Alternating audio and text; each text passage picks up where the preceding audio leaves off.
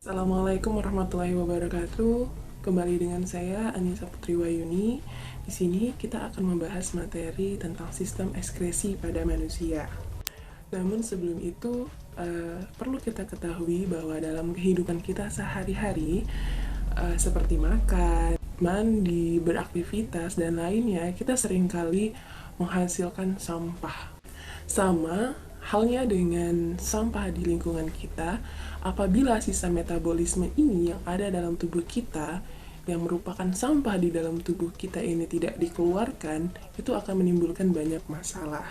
Atau bahkan bisa menimbulkan bencana alam seperti banjir karena tersumbatnya saluran-saluran air di daerah-daerah sekitar rumah kita. Nah, teman-teman sekalian, bagaimana dengan tubuh kita sendiri? Bukankah kita tahu kalau di dalam tubuh kita itu terjadi proses kehidupan juga? Berarti di dalam tubuh kita juga menghasilkan sampah. Dalam istilah biologinya itu disebut sebagai sisa metabolisme. Karena kenapa? Karena sifat sisa metabolisme ini bersifat racun bagi tubuh kita, sehingga akan memungkinkan memunculkan berbagai penyakit akibat penumpukan sisa metabolisme ini. Nah, kalau demikian, lalu dalam bentuk apa sisa metabolisme ini dikeluarkan dari dalam tubuh kita? Dan organ tubuh bagian mana saja yang berperan dalam pengeluaran sisa metabolisme ini? Serta bagaimana proses dari pengeluaran sisa metabolisme ini? Nah, itu yang akan kita bahas kali ini. Untuk itu, mari kita sama-sama simak materi tentang sistem ekskresi pada manusia. Teman-teman mungkin sudah tahu apa itu ekskresi? Ya, benar sekali. Ekskresi merupakan suatu proses pengeluaran zat sisa hasil metabolisme yang tidak dibutuhkan lagi oleh tubuh kita. Lalu, apa bedanya dengan sekresi dan defekasi? Kalau sekresi merupakan suatu proses pengeluaran sebuah sekret atau zat hasil metabolisme yang masih dibutuhkan oleh tubuh kita. Contohnya seperti hormon, air mata, enzim, sebum, dan organ penghasilnya ini berupa kelenjar. Sedangkan defekasi itu merupakan suatu eliminasi feses sebagai hasil akhir pemrosesan sisa makanan dalam tubuh kita. Organ yang berperan dalam defekasi itu adalah usus besar. Berbicara tentang sistem organ, berarti sistem ekskresi terdiri beberapa organ. Yang pertama itu adalah paru-paru, hati, kulit, dan ginjal. Di mana paru-paru mengekskresikan karbon dioksida dan uap air, hati mengekskresikan bilirubin dan urea, kulit mengekskresikan keringat, dan ginjal mengekskresikan urin. Nah, selanjutnya kita akan membahas fungsi dari organ penyusun sistem ekskresi pada manusia. Organ yang pertama adalah paru-paru. Paru-paru memiliki fungsi sebagai tempat pertukaran oksigen dan karbon dioksida dalam darah yang prosesnya terjadi di alveolus. Nah, oleh sebab itu paru-paru berfungsi untuk mengekskresikan karbon dioksida yang sudah tidak dibutuhkan lagi oleh tubuh melalui saluran pernafasan. Selanjutnya adalah hati. Di sini hati memiliki banyak sekali manfaat. Yang pertama sebagai ekskresi, hati mengekskresikan urea dan amonia.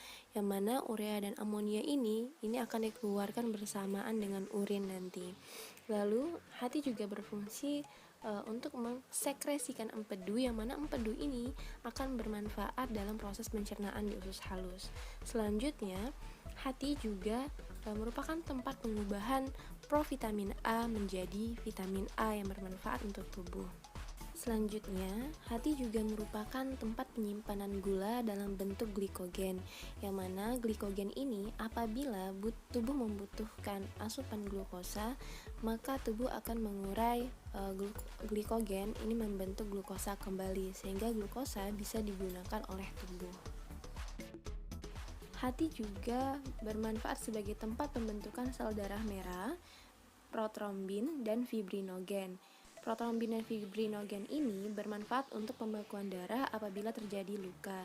Dan selanjutnya fungsi hati yang terakhir adalah sebagai penetral racun. Yang ketiga adalah kulit. Kulit memiliki manfaat sebagai tempat mengekskresikannya keringat melalui pori-pori. Lalu, kulit juga merupakan dari gangguan fisik dan mengatur suhu badan. Kulit juga berperan sebagai tempat penyimpanan kelebihan lemak, tempat pembentukan vitamin B, dan sebagai indah praba bagi manusia. Berikut ini adalah struktur kulit. Jadi kulit memiliki 3 lapisan, yang teratas adalah epidermis dan bagian yang tebal atau jangat disebut dermis, yang paling bawah adalah hipodermis. Pada kulit juga terdapat yang namanya pembuluh darah, lalu serabut saraf sehingga kulit bermanfaat untuk alat peraba bagi kita. Selanjutnya adalah kelenjar keringat untuk mengekskresikan keringat, lalu ada yang disebut dengan akar rambut. Lalu yang selanjutnya adalah kelenjar minyak yang menghasilkan minyak. Selanjutnya adalah kapiler darah dan haleran. Organ yang terakhir adalah ginjal. Ginjal juga memiliki peran yang sangat penting bagi tubuh kita, yang sering kita kenal dengan istilah alat pencuci darah.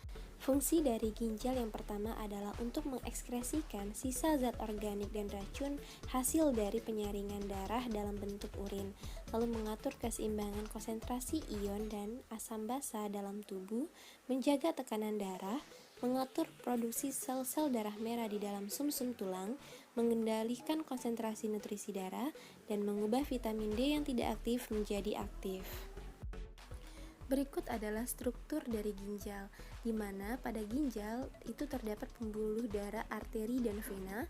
Arteri berfungsi membawa darah menuju ginjal untuk disaring, lalu hasil penyaringan akan dibawa oleh pembuluh darah vena.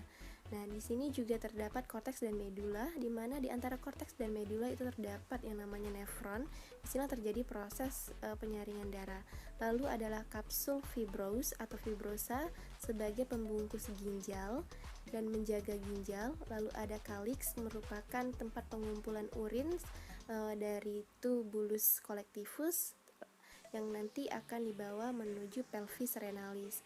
Dari pelvis renalis ini urin akan dibawa menuju ureter lalu ke kantong kemih. Selanjutnya kita akan membahas tentang proses urinisasi atau proses pembentukan urin hasil dari penyaringan darah menjadi urin. Tahap yang pertama adalah filtrasi. Filtrasi disebut sebagai tahap penyaringan darah. Ini terjadi di glomerulus dan kapsul Bowman.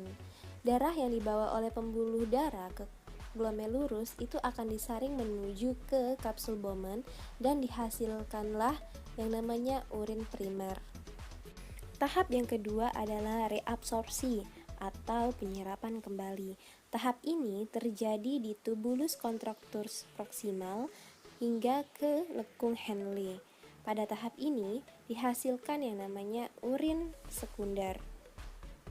Tahap yang terakhir adalah tahap augmentasi atau pengumpulan.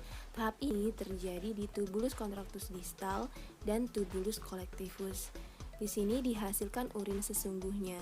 Urin sesungguhnya akan dibawa ke tubulus collectivus menuju ke calyx dan nanti akan terkumpul di pelvis menuju ureter. Teman-teman juga bisa lihat ringkasan dari tahap atau proses urinisasi pada tabel berikut ini. Selanjutnya kita akan membahas tentang gangguan pada sistem ekskresi. Di sini kita ambil contoh yang terjadi pada ginjal. Ada diabetes, ada albuminuria, ada gagal ginjal atau anuria, ada nefritis, uremia, dan batu ginjal. Diabetes itu ada 2 jenis. Yang pertama adalah diabetes mellitus dan diabetes insipidus. Diabetes mellitus itu diakibatkan karena pankreas yang tidak mampu menghasilkan hormon insulin. Fungsi hormon insulin di sini adalah untuk mengatur kadar gula di dalam darah. Nah, apabila pankreas tidak mampu menghasilkan hormon insulin, akibatnya darah akan mengandung gula yang lebih banyak atau tidak pada kadar normalnya. sehingga urin yang dihasilkan ini mengandung glukosa. Sedangkan diabetes insipidus itu merupakan gangguan produksi hormon antidiuretik, sehingga urin yang dihasilkan dalam keadaan encer dan berlebih. Selanjutnya adalah albuminuria. Albuminuria ini diakibatkan karena glomerulus yang gagal melakukan penyaringan protein. Lalu gagal ginjal atau anuria. Anuria ini disebabkan karena ginjal yang rusak sehingga tidak mampu menyaring darah dan menghasilkan urin.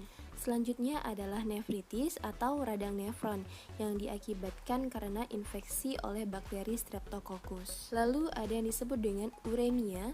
Uremia ini adalah kondisi di mana darah mengandung banyak sekali urea. Ini dikarenakan ginjal yang gagal membuang urea keluar dari tubuh. Dan yang terakhir di sini adalah batu ginjal. Batu ginjal ini disebabkan karena adanya endapan senyawa kalsium dan asam urat pada rongga ginjal atau kantung kemih.